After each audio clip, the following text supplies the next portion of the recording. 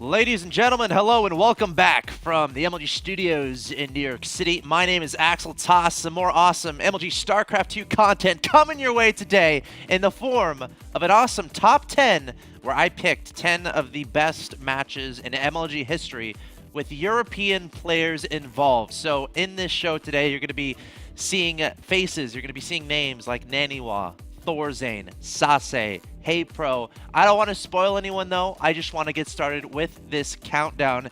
And again, if you miss any of it, rebroadcasts are going to be happening pretty much 24/7. So without any further ado, let's go ahead and jump into game number 10 now. Game number 10 now.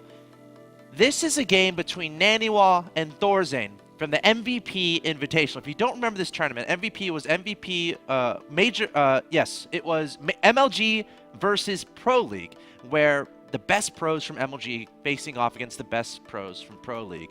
And then the top 16 come together in a single elimination bracket. Naniwa and Thorzain were matched up against each other in the round of 16 of this tournament in a best of 7. And what's more classic than Naniwa versus Thorzain? We're going to jump into game number 3 between these two kings in the north to see who can take the number 10 spot in this countdown. Hello everyone from New York City and welcome back to day 1 of the Major League Gaming versus Pro League Invitational Playoffs. We had an incredibly amazing regular season and we're down to 16 players in a playoff bracket. Of course, our first match of the night decided who got knocked out first. Of course, that was Alive. Oz taking him out 4-1. Oz got the first expenses paid trip to group play at the Fall Championships. Let's go ahead and jump into the next game of match number 2. This is a best of 7 in between spawning in the bottom left-hand location. The Protoss player, Naniwa, taking down game 1, but falling in game 2 to his opponent in the bottom right-hand location. It's the Red Terran player, Thorzain. These two players are tied 1-1. Honestly, I would not have it any other way. Going blow for blow. Yes. And now we have it on Daybreak. I'm hoping to see a longer game here, and I think I will be rewarded. I have to agree with you. Daybreak, again, one of the longest rush distances, one of the longest rush distance maps. I don't know how to phrase that, but you get what I'm saying. There's a long rush distance on this map, which means these early pressure builds aren't as effective unless you proxy. But there's a lot of risk in the proxying. I mean, looks like nobody's going for proxy this game. Yeah. In fact, Thorzain saving up a lot of minerals. Ooh. Is he going to throw down 3 barracks at once? Is this the Thorzain we know and love? I think it might be. I think it might be. Ooh, I'm excited.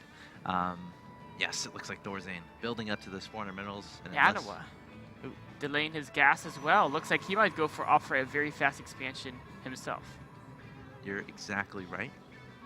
Oh, putting on the gas. There is a gas, just a little bit delayed. He might kind of just that was double gas. So it's delayed gas, double gas. This is a build I've seen. He might have been doing this earlier. I haven't been following his exact openings. I know Sase does this build a decent amount of time. It's one of Sase's favorite openings. Okay, cool. Naniwa, following his fellow Swedish guy's model, opting for slightly later gas, but you get 2, and then you mine with either 1 or 2 probes from each of them. Now, he's also chrono boosting out this first Zealot before getting his Cyber Core. Like I've told you this before, this is one of my favorite builds in the PvT matchup. You get out of the Cyber. You chrono boost out 2 early Zealots, and if your opponent builds that command center on the low ground and they don't have the bunker down just yet, and they're not on top of their marine micro, you can get a decent amount of damage done, which we saw in game 1. But game 2, Thorzain able to recognize how early that Zealot was, able to be prepared with those early marines, and we'll have to see how it changes, how it affects this game. Unfortunately for Thorzain, he didn't build a supply depot in his barracks at his wall. That's true. Normally, if you go command center first, you can usually get the command center up just in time. And then, of course, with the wall, the Zealot can't do too much damage. But this game, Thorzain not opting for a wall. He's going to have to micro his marines just right to avoid taking any damage against his Zealot. Did Naniwa not get a second Zealot there? I don't think he did. That's really interesting. He must have Looks like opting just to get one. He wants a very fast Nexus is what he wants. Yeah, that makes sense. Oh, and his Zealot's already trying to tear at the walls. Slicing these SCVs. Yeah. No damage done yet, though. I mean, he's still in that bunker, but it's not a huge deal. 6 SCVs have had to be pulled off the line just to try to get this bunker up. They're transferring anyway, man. That's true. They're indecisive. Just chilling here with this. Oh, now there's 3 Marines. Yeah. So nothing too crazy happening there. Nothing game-changing. Naniwa able to keep that Zealot alive. The bunker will eventually get finished up here. Naniwa followed that up with a Sentry, so he can get that Nexus down a little bit faster. Looks like we might see the beginnings of a DT rush. I think you're right, man. This is Especially a build that started to resurface. the position. in PvT. Talk about it. It's so the DT rush has resurfaced lately because more and more Protoss are finding that their 2 base pressure builds aren't slowing the Terran down enough to get the tech they want behind it. So they're opting for new and innovative techniques, namely the Dark Templar. You gain map control, slow your opponent from moving out, taking your third, stop your opponent from coming across the map and killing you. Meanwhile, you can do all your tech, your macro, your third base behind it. Naniwa does have 250 gas, which means we're going to see the Dark Shrine being placed down. Of course, what's important here is getting a pylon on your opponent's side of the map, and we've seen a lot of different uses of this. Some players will just like send one DT and be like, okay, if this goes damage, great. If it doesn't do damage, that's fine. As you said before, map control, preventing my opponent from pushing out, freaking him out a little bit. But some players will invest a lot of DTs and try to end the game.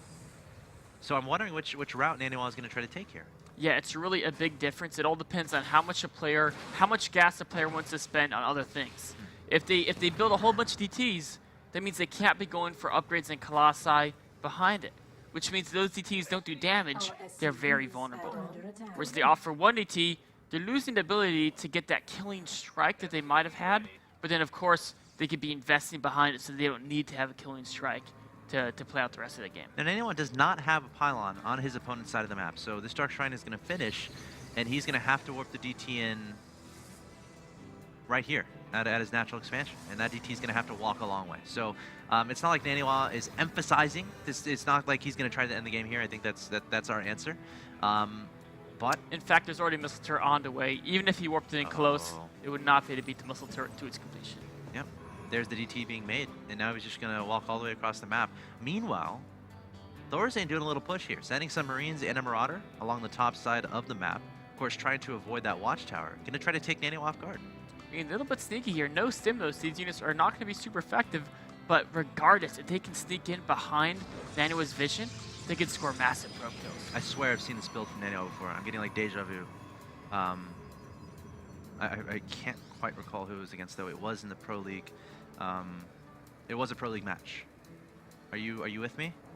It might have been one of the ones against Flash. I'm not positive. I think you might be right. DT had to stare off with him Marine until he decided to slice him in half. Thorzain prepared. Gonna shoo him away. 2 forges and a charge on the way. Who's this DT? Oh! Shot down in a single volley. Could not even close the distance with those Marines. Thorzain saying, this is my land. This was the build against Flash. He's not getting thermal. He's gonna stop at 1 Colossus. Just get upgrades and then transition over to a third base. So you remember what the build I was talking about? I do. He used this on Cloud Kingdom versus Flash, I believe, though. But it's a similar idea.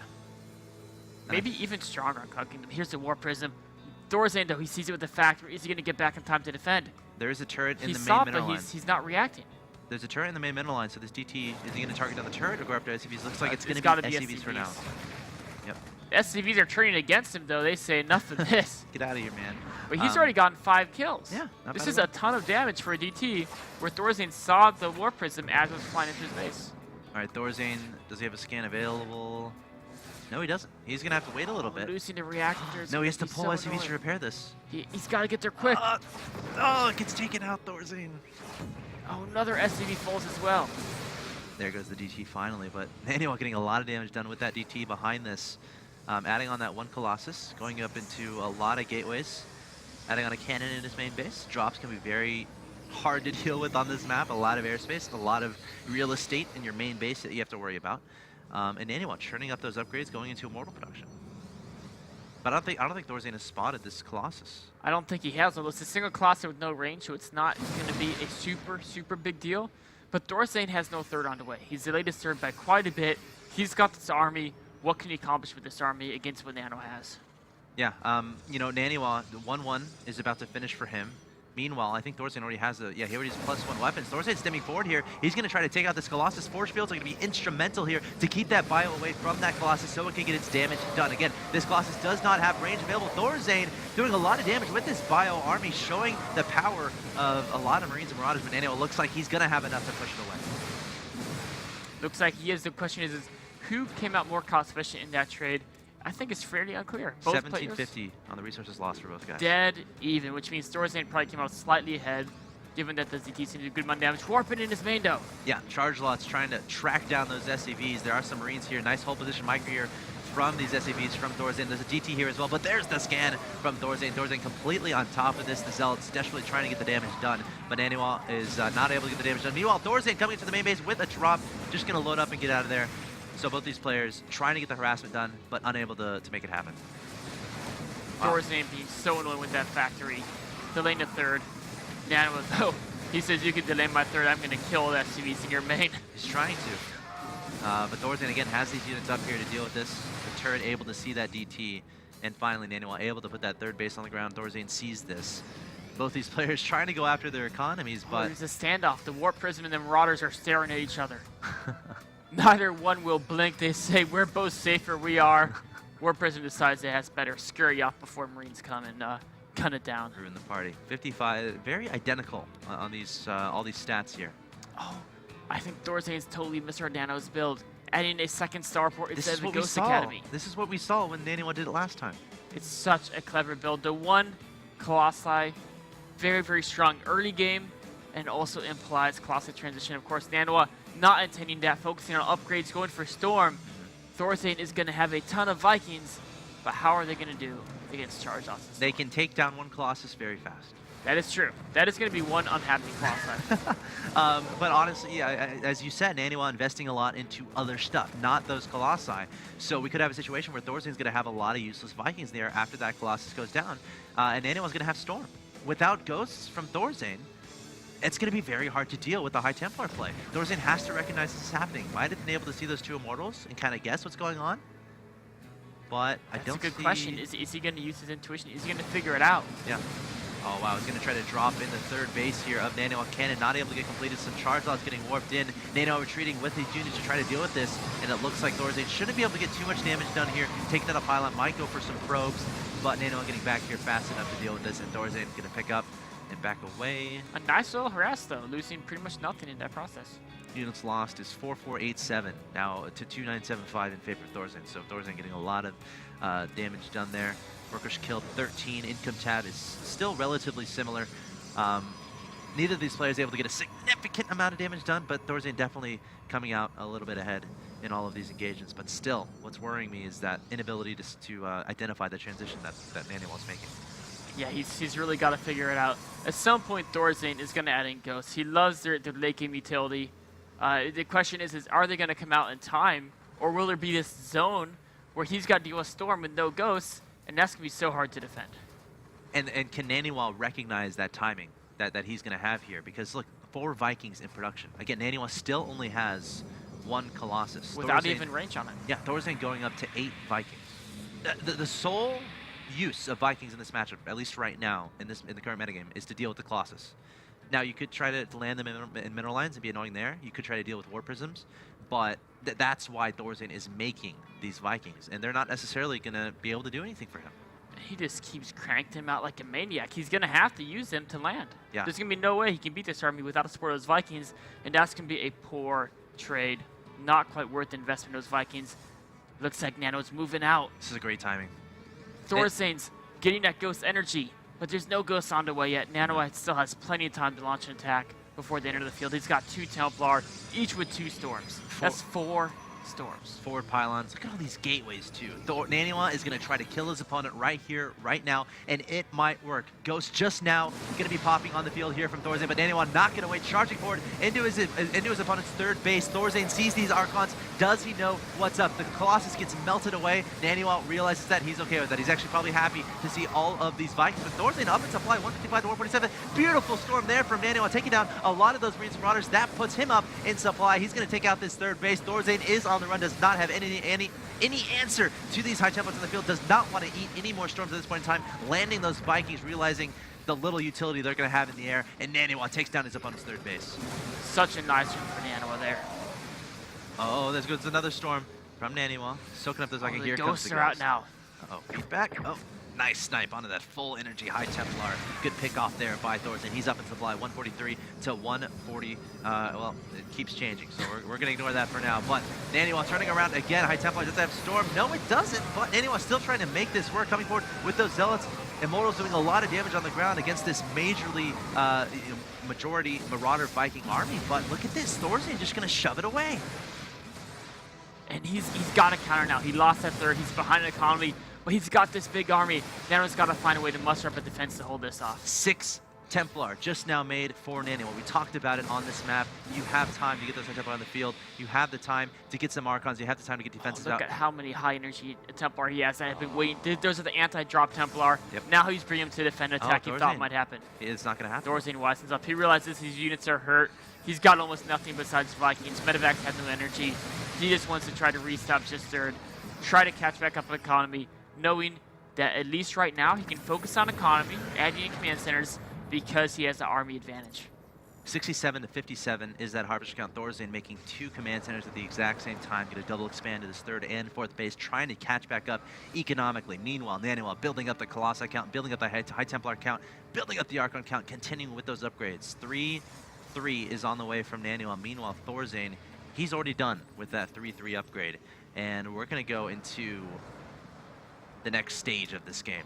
Naniwa knowing that Thorzain is hurting on economy from losing that third, using DTs again, now hoping he's out of scans. Such a good point. Such a good move there from Naniwa. Of course, Thorzain trying to catch back up after losing a lot of SCVs, probably going to be using a lot of mules. Naniwa trying to take advantage, but Thorzain rebuilding 1 orbital command and putting a planetary fortress in the middle of the map. Some Terrans... coming in.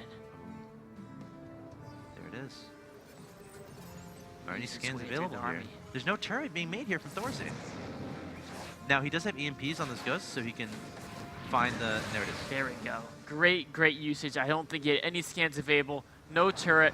Utilizing an EMP. Great, great utility out of those Ghosts. Thorzain, he gets it all from his Ghosts. He gets his snipes. He gets the EMPs into battle. He even uses them to counter Dark Templar.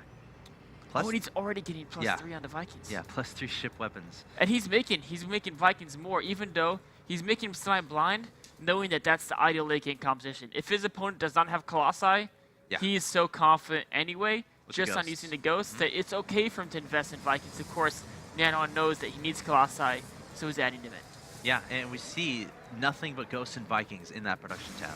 And that's where Thorzain gets really scary to deal with. Now, I don't know if he's researched Cloak. Okay, he hasn't.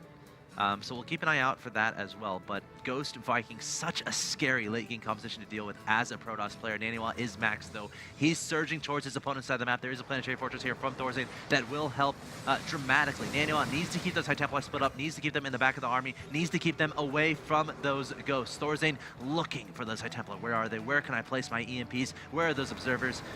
Cloak is on the way here from Thorzain. Naniwa going to try to engage at this planetary fortress. High Templar coming forward as well, looking for those storms, staying a little bit back there, trying to dodge those EMPs. Great dodge tactics there from Naniwa, able to get a storm down, but hitting a lot of his own zealots. Still a lot of High Templar with plenty of storms to use, but Naniwa's army is absolutely melting away. The High Templar not able to get involved as soon as they would have liked to, and now Naniwa's on the run. Only 2 Stalkers remain. Thorzain able to shut down that push.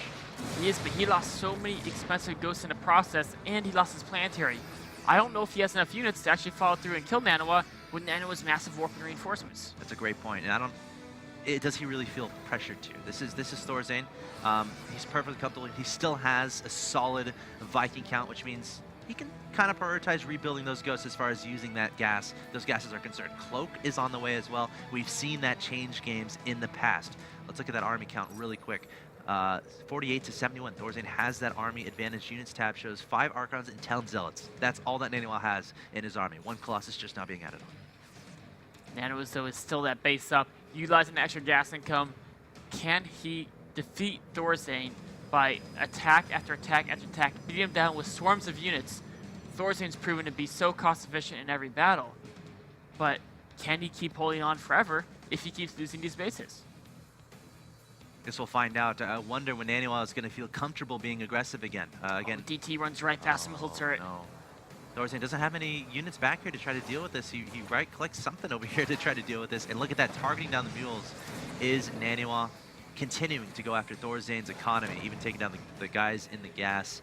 And he's just going to hold position that DT and use it later and try to hide from Thorzain. But there's the scan, and Thorzain's going to be able to take it out. At the same time, though, Naniwa realizing some of his opponent's army is not going to be necessarily where it needs to be. Planetary's not done yet. Oh, no, it's halfway done. Naniwa has a little bit of time here. It's going to come down to, again, the EMPs from these ghosts from Thorzain. High Templar in the back. Those are two very important High Templar. Naniwa needs to keep those alive, needs money storms from them. Thorzain trying to look for them. Where are your High Templar? I need to try to snipe them down. Naniwa trying to protect them with his Zealots, Archons, and this lone Colossus. One Viking being pretty annoying from above. Naniwa doesn't have any Stalkers in this competition. Going to have to rely on Archons as his anti-air defense. Maybe not necessarily as optimal as Stalkers would be, but Naniwa not really feeling like he wants to be aggressive yet. That's, I mean, when you're so zealot heavy, planetary fortresses are the last thing you want to charge into. Maybe he'll offer it though and just figure he can plow right through it. He has a 180 to 149 supply lead. There goes an EMP from Thorzain, completely missing, maybe hitting the pylon. But that's going to be a great pylon for Naniwa. It's going to represent his reinforcements during the battle. His bank is getting up there. He can max any second now if he chooses to. He looks like he's going to flank into the third with Zealots. Try to pull Thorzain away from this planetary fortress. Is it going to work? Thorzain's such a tough spot. What can he really send back here to deal with these Zealots, or is he just going to have to give up that third for now? Okay, I may ask you to watch these Zealots while I watch the middle of the map. Naniwa up 198 to 159. Thorzain choosing to engage, has SCVs ready to repair this planetary fortress. Archons coming forward, but there is a cloak onto the Ghost. I don't see any observers in this competition, so there goes the EMP onto the High Templars, and Thorzain isolating his opponent's army, segmenting them off. The High Templars are gone, and Naniwa forced to retreat. Meanwhile, though, Thorzain forgot to lift the orbital. The Zealots tore it down, and again, losing a base in the attack. Wow, Thorzain holding that off quite nicely, and there go the Zealots from Naniwa going right into the natural expansion. But Thorzain going to retreat back his army to try to deal with this. Keep in mind, all these ghosts are still cloaked. I'm using a lot of their energy up, so Thorzain needs to uncloak those soon so he can cloak them later. But Naniwa unable to close it down. And look at this, he's going to try to take advantage of Thorzain being away from the middle of the map, engaging this planetary fortress with the charge left, but the SCVs are there, able to repair, and Naniwa going to back away. Naniwa is having so much trouble trying to take down this planetary, and Thorzain still has a lot of ground army alive. That was such an important repair there. If Thorzain lost this planetary, he would not be mine anymore. Now, Thorzain doesn't have the space at the middle right, so he's going to move over an orbital command. Is he... Oh, it's going to be his main orbital command. Terran has the ability to do that. Adding more and more ghosts. His army is already mostly ghosts. Thorzain says, I cannot have enough ghosts. I need more and more and more of them. Naniwa is actually going to start running out of money. He's been a base up for the majority of the game, but if he can't trade efficiently, it's not even going to matter in the long run. Yeah, you're absolutely right. And how do you trade efficiently against an army like this from Thorzain that's properly controlled, that's up against a planetary fortress? He's got to spread Thorzain out more. The move with the Zealots was perfect. Maybe a War Prism in the main to spread out even more. Thorzain, let him hold the planetary, tear down the rest of his bases around him. Production, the rest of his economy, the rest of his SCVs, it's just so hard to engage a position like this that Thorzain has. We've seen him shove off Naniwa time and time again, even though Naniwa has had the supply lead each time, the army supply lead as well. Each time he decides to engage, Naniwa mixing in some more Colossi here, again going for that late game composition of lots of Immortals. Look how many Immortals. Colossi. That is so rare in PvT to have this many Immortals late game, but Naniwa wanting to just power down that planetary that Thorzain's been hiding behind. That's a good point. A DT once again going into the third. Thorzain having the hugest headache trying to deal with this harassment. Can this DT get away from that scan and that Marauder in the Marine? No, he's going to fall. But you better bet Naniwa's going to send another DT right at that soon after. But there goes the turret from Thorzain. And look at that. He saw that observer. I don't know how, but Thorzain is a boss. He is a boss, and he is closing in on 160 food. If he gets maxed, he is going to be so hard to beat. Naniwa saying, okay, I'm not going to finish off, prevent it from taking these 4 bases. I have to maintain my base advantage by taking the 5th base. If I'm unable to deny that 4th base, again, like I was in the last 2 attempts.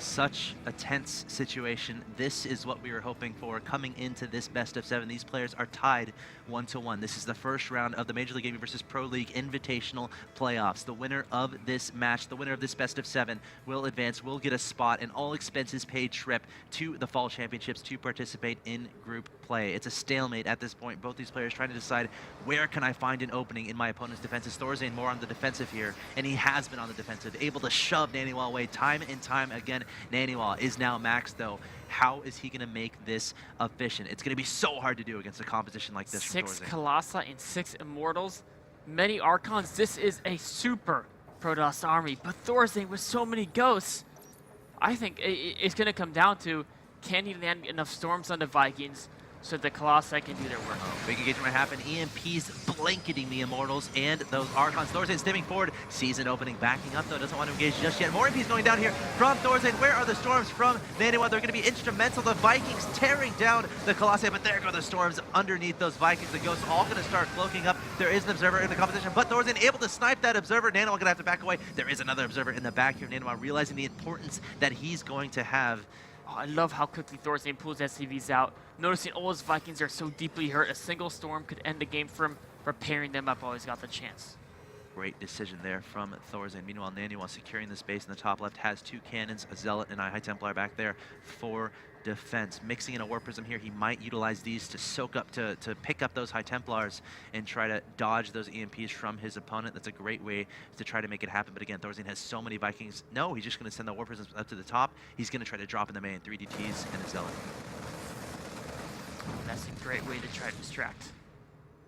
Still, though, inevitably he has to engage this army from Thorzain, an army that has looked unbeatable in the past when under the control of the Swedish Terran player. Naniwa taking the space at the top side of the map. Is Thorzain going to let this happen? The drop occurring in the main. 3 DTs, 1 Zealot, and Naniwa warping in a bunch of Zealots up there to do as much damage as he can. Going after supply depots. Might target that Ghost Academy. That would be a great pick off if he can prevent Thorzain from reinforcing his Ghost. What does Thorzain do? Does he back up to deal with this? Does he try to push Naniwa? Realizing Naniwa is investing a lot into trying to do this aggression to his production. Thorzain decided to back up those units. Naniwa, will he take advantage by pushing the middle?